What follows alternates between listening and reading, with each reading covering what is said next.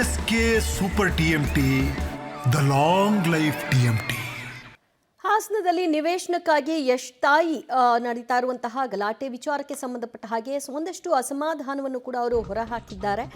42 ವರ್ಷಗಳಿಂದ ಇರುವ ವಿವಾದ ಇಲ್ಲದಿರುವಂತಹ ವಿವಾದ ಈಗ ಯಾಕೆ ಅನ್ನೋದು ಅವರ ಪ್ರಶ್ನೆ.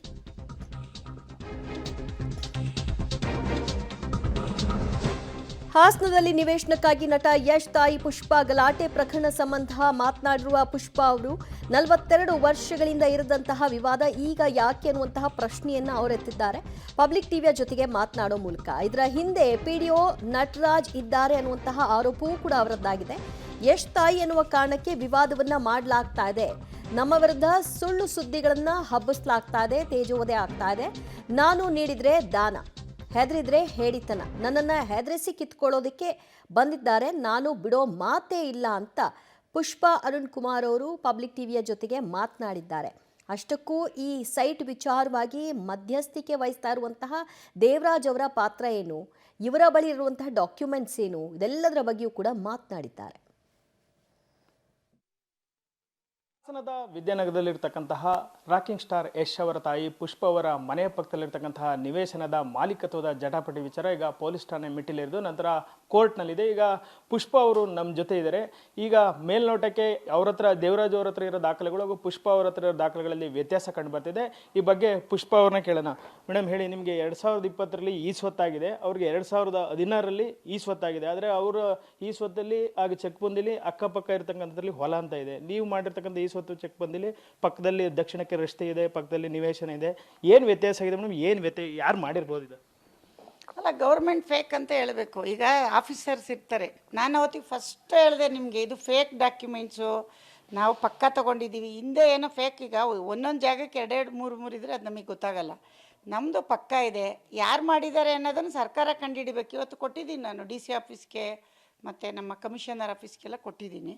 ಎರಡೂ ಕಡೆ ತಿಳ್ಕೊಂಡವರು ನಮ್ಗೆ ಹೇಳಿ ನಿಧಾನಕ್ಕೆ. ಕೋರ್ಟಲ್ಲೂ ಇದೆ, ಬಟ್ ಈ ದಾನ್ಲೆಗಳೆಲ್ಲ ನಿಲ್ಲಬೇಕಂದ್ರೆ ನಾವು ಇಮಿಡಿಯೇಟ್ ಪೊಲೀಸ್ ಸ್ಟೇಷನ್ ಇಲ್ಲೆಲ್ಲ ನಮಗೆ ಆ್ಯಕ್ಷನ್ ತೊಗೊಳ್ಳಿ ಅಂತ ಕೊಟ್ಟಿದ್ದೀನಿ. ಅದು ಫೇಕ್ ಅಂತ ಇವಾಗ ನಿಮಗೆ ಡೀಟೇಲ್ಸ್ ಕೊಟ್ಟ ಮೇಲೆ ಗೊತ್ತಾಯಿತು. ನಾವು ಡಾಕ್ಯುಮೆಂಟ್ಸ್ ಏನಕ್ಕೆ ಟಿ ವಿಗೆ ತೋರಿಸೋದು, ಕೋರ್ಟಲ್ಲಿದೆ ಅಂತ ಇದ್ವಿ. ಯಾವಾಗ ಇವರು ಸುಮ್ಮನೆ ನಮ್ಮ ಬಗ್ಗೆ ರಾಂಗ್ ಮೆಸೇಜ್ ಕೊಡ್ತಾಯಿದ್ರು, ಒರಿಜಿನಲ್ ನಿಮ್ಮ ಟಿ ವಿ ಅವ್ರಿಗೆಲ್ಲ ಕೊಟ್ಟ ಮೇಲೆ ಅವರು ಎಲ್ಲ ಥರ ಅದನ್ನು ಒಂದೊಂದನ್ನು ಕ್ಲಿಯರ್ ಮಾಡಿ ಕೊಟ್ಟಿದ್ದಾರೆ, ಕಳಿಸಿದ್ದಾರೆ ನಮ್ಮ ಟಿ ವಿ ಅವರೆಲ್ಲ. ಅದನ್ನು ನಾನು ಇವತ್ತು ಇದಕ್ಕೆ ಆಮೇಲೆ ಡಿ ಸಿ ಅವ್ರಿಗೂ ಎಲ್ಲ ಕೊಟ್ಟು ಬಂದಿದ್ದೀನಿ. ಅವರು ಇಮಿಡಿಯೇಟಮ್ಮ ನಾವು ಇದನ್ನು ಆ್ಯಕ್ಷನ್ ತೊಗೊಂಡು ನೋಡಿ ನಿಮಗೆ ನಾವು ಗಮನಕ್ಕೆ ತರ್ತೀವಿ ಬೇಗ ಅಂತ ಹೇಳಿದ್ದಾರೆ. ಈಗ 1982ರಲ್ಲಿ ಶ್ರೀಮತಿ ಅನ್ನೋರು ತೊಗೊಂಡಿರ್ತಾರೆ. ಅದಾದಮೇಲೆ ಗಿರೀಶ್ ಅವ್ರು ತೊಗೊಂತಾರೆ, ಅವರಿಂದ ನೀವು ಪರ್ಚೇಸ್ ಮಾಡ್ತಾರೆ. 42 ವರ್ಷಗಳಿಂದ ಈ ನಿವೇಶನ ಜಟಾಪಟಿಲ್ಲ. ಈಗ ದಿಢೀರಂತ ಯಾಕೆ ಬಂತು ಮೇಡಮ್? ಅದು ಯಶ್ ಅವರಮ್ಮ ಅಲ್ಲ, ನಾವು ಎಷ್ಟು ತೊಗೊಂಡ್ರೆ ಪ್ರಾಪರ್ಟಿ ಅಲ್ವಾ. ಇವಾಗ ಪಬ್ಲಿಸಿಟಿ ಎಷ್ಟದಾಗಿದ್ದಕ್ಕೆ ಇಷ್ಟೊಂದು ಆಗ್ತಾಯಿದೆ, ಬೇರೆಯವ್ರದ್ದಾದರೆ ಆಗಲ್ಲ. ಈಗ ಹಿಂದೆ ಇದ್ದಾಗಲೂ ಅವರು ಪಾಪ ಬೋರ್ಡ್ ಹಾಕಿದ್ದಾರೆ, ಅವರು ಪೆನ್ಷನ್ಗೆ ಹಾಕಿದ್ರು, ನಾವೆಲ್ಲ ನೋಡಿ ಅವ್ರ ನಂಬರು ಹಾಕಿದ್ರು. ಅವಾಗೆಲ್ಲೂ ಹೋಗಿ ಗಲಾಟೆ ಮಾಡೋಕ್ಕಾಗಿಲ್ಲ. ಇವಾಗ ಯಾಕೆ ಇಷ್ಟು ದೊಡ್ಡದು ಅಂದರೆ ಈ ಯಶು ಫೇಕ್ ಮಾಡಿದ್ದಾನೆ, ಯಶೋರಮ್ಮ ಫೇಕ್ ಮಾಡಿದ್ದಾರೆ, ಒತ್ತುವರಿ ಮಾಡಿದ್ದಾರೆ, ಪಕ್ಕದಲ್ಲಿ ಮನೆ ಬೇರೆ ಇದೆ, ಈ ಥರ ಹೇಳೋಕ್ಕೆ ಈಸಿ ಅಲ್ವಾ, ಅದಕ್ಕೆ ಅಂತ ಹೇಳ್ತಿದ್ರು. ಈಗ ಅವರು ನಮ್ಮ ಹತ್ರ ದಾಖಲೆ ಇದೆ, ಕೋರ್ಟ್ ಆದೇಶದ ಹಂಗಾಗಿ ಕಾಂಪೌಂಡ್ ತೆರವು ಮಾಡಿದೆ ಅಂತ ಹೇಳ್ತಾರೆ. ನಿಮ್ಗೆ ಏನಾದರೂ ಯಾವಾಗಲೂ ನೋಟಿಸ್ ಸರ್ವ್ ಮಾಡಿದ್ರಾ, ಇಲ್ಲ ನಿಮ್ಮ ಗಮನಕ್ಕೆ ಏನಾದ್ರು ಬಂದಿತ್ತಾ ಮೇಡಮ್? ಇಲ್ಲ, ನೋಟಿಸು ನನ್ನ ಹೆಸ್ರಲ್ಲಿ ಯಾವುದೂ ಬಂದಿಲ್ಲ. ನಮ್ಮ ತಂದೆ ಹೆಸ್ರಲ್ಲಿ ನೋಟಿಸ್ ಕೊಟ್ಟಿದ್ದಾರೆ. ನಾನು ಪ್ರಾಪರ್ಟಿ ತಂದೆ ಹೆಸ್ರಲ್ಲಿ ತೆಗೆದಿದ್ದೀನಿ ಅಂತ ಹೇಳಿದ್ದಾರೆ. ತಂದೆ ಹೆಸ್ರಲ್ಲಿ ನಾನು ಪ್ರಾಪರ್ಟಿ ತೆಗೆದ್ರೆ ಅವ್ರು ತೀರೋಗಿ 45 ವರ್ಷದ ಮೇಲಾಯಿತು. 43 ವರ್ಷ. ನಮ್ಮ ತಂದೆಯವರು 83ರಲ್ಲೇ ತೀರೋಗಿದ್ದಾರೆ. ಅಪ್ಪನ ಹೆಸ್ರಲ್ಲಿ ಹೆಂಗೆ ಪ್ರಾಪರ್ಟಿ ತೆಗಿತೀವಿ? ತೆಗ್ದಿದ್ರು ಅವ್ರ ಮೇಲೆ ಇವ್ರು ಕೇಸ್ ಹಾಕ್ಬೇಕು, ನನ್ನ ಮೇಲೆ ಯಾಕೆ ಇವರು ಬಂದು ಅಲಿಗೇಷನ್ ಮಾಡ್ತಾವ್ರೆ? ಇಷ್ಟರಲ್ಲೇ ತಗೊಳ್ಳಿ, ಗಂಟೆಗೆ ಒಂದೊಂದು ಮಾತಾಡ್ತಾರೆ. ನಿಮಗೆ 2 ದಿವಸದಿಂದ ಏನು ಹೇಳಿದರು, ನಾನು ಕೋರ್ಟಿಗೆ ಕೊಟ್ಟಿದ್ದೀನಿ ಇದಕ್ಕೆ ಒಡಿಯಾ ಡಾಕ್ಯುಮೆಂಟ್ಸ್ ಅಂದರು, ದಾಖಲೆ ಇದೆ. ಈಗ ನೆನ್ನೆ ಏನು ಹೇಳ್ತವ್ರೆ, ನಂದು ನಾನು ನೋಡ್ಕೊತೀನಿ ಅಂತಾರೆ. ಗಂಟೆಗೆ ಒಂದೊಂದು ಮಾತಾಡ್ತವ್ರೆ. ಯಾಕೆಂದರೆ ಅವ್ರಿಗೆ ಗೊತ್ತು ಡಾಕ್ಯುಮೆಂಟ್ಸ್ ಅವ್ರ ಹತ್ರ ಪಕ್ಕ ಇಲ್ಲ ಅಂತ. 42 ವರ್ಷದಿಂದ ಖಾಲಿ ಬಿಟ್ಕೊಂಡಿದ್ರು ಅಂದರೆ ಜಮೀನಿದು. ಈಗ ಈ ಕಡೆ ನಮಗೆ ಮನೆ ಇದೆ, ಆ ಕಡೆ ಇವರಿದ್ದಾರೆ, ಮುಂದ್ಗಡೆ ರಸ್ತೆ ಇದೆ. ನಮ್ಮದ್ರಲ್ಲಿ ಚೆಕ್ ಬಂದಿಲ್ಲಿ ಕ್ಲಿಯರ್ ಆಗಿದೆ, ಅವ್ರ ಚೆಕ್ ಬಂದಿಲ್ಲಿ ಹೊಲ ಅಂತ ಇದೆ. ಅದನ್ನು ಅವ್ರು ತೋರಿಸ್ಬೇಕಲ್ಲ. 42 ವರ್ಷದಲ್ಲಿ ನಮ್ಮ ಹೊಲ ಅಂದರೆ ನಮ್ದು ಅವಾಗ ನಾವು ತಗೊಂಡಾಗ ಹೊಲ ಇರಲಿಲ್ಲ. ಅದೆಲ್ಲನೂ ನೀವು ಕೋರ್ಟ್ ಪರಿಶೀಲನೆ ಮಾಡುತ್ತೆ. ಬಟ್ ಇವರು ಅರ್ಜೆಂಟ್ ಬಂದು ಗಲಾಟೆ ಮಾಡ್ತಿರೋದ್ರಿಂದ ಇಷ್ಟೆಲ್ಲ ಡಾಕ್ಯುಮೆಂಟ್ಸ್ ಆಚೆ ಕೊಟ್ಟಿದ್ದೀನಿ. ಮೇಡಮ್, ಈಗ ದೇವರಾಜು ಅವರು 2020ರಲ್ಲಿ ನೀವು ಖರೀದಿ ಮಾಡ್ತೀರಾ ಯಾರು ವೀಣಾ ಅವರಿಂದ, ಆಗ ಬಂದು ಮೊದಲೇ ನಿಮ್ಗೆ ಏನಾರ ತಡೆ ತಗೋಬೇಡಿ ಅಂತ ಹೇಳಿದ್ರೆ? ಹೇಳಿಲ್ಲ, ಅವರು ಇನ್ಫಾರ್ಮೇಷನ್ ಇಲ್ಲ, ಅವ್ರು ಒಂದಿನ ಬಂದಿಲ್ಲ.